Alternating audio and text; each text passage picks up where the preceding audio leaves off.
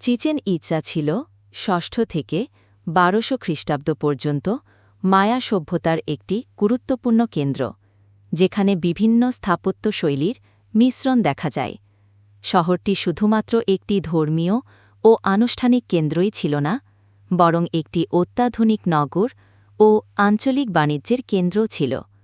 কালের বিবর্তনে এবং বিভিন্ন সংস্কৃতির আগমনে শহরটি এক রহস্যময় পরিণতির দিকে এগিয়ে যায় এবং ১৪০০ শতকের দিকে মানুষ চিচেন ইৎজা ত্যাগ করে চলে যায়। প্রতিষ্ঠা ও প্রাথমিক পর্যায়। চিচেন ইৎজা ষষ্ঠ শতাব্দীতে প্রতিষ্ঠিত হয় এবং মায়া সভ্যতার একটি প্রধান কেন্দ্র হিসাবে গড়ে ওঠে। প্রাথমিক ভবনগুলো পুক নামক স্থাপত্য শৈলীতে নির্মিত হয়েছিল, যা দক্ষিণ নিম্নভূমি ছিল।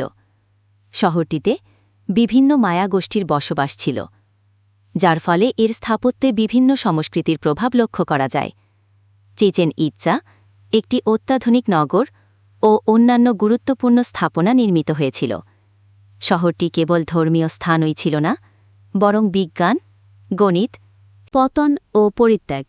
সময়ের সাথে সাথে শহরটির নেতাদের মধ্যে মতবিরোধ দেখা দেয়, যা লীগকে ভেঙে দেয় এবং অভ্যন্তরীণ যুদ্ধের সৃষ্টি করে। বহিরাগত সংস্কৃতির আগমনের পর শহরটির পতন ঘটে এবং ১৪০০ শতকের মধ্যে লোকেরা চিচেন ইৎজা ত্যাগ করে জঙ্গলে চলে যায়। বর্তমান অবস্থা। আজ চিচেন ইৎজা মেক্সিকোর ইউকাতান রাজ্যে অবস্থিত একটি বিখ্যাত প্রত্নতাত্ত্বিক স্থান। এটি ইউনেস্কো বিশ্ব ঐতিহ্যবাহী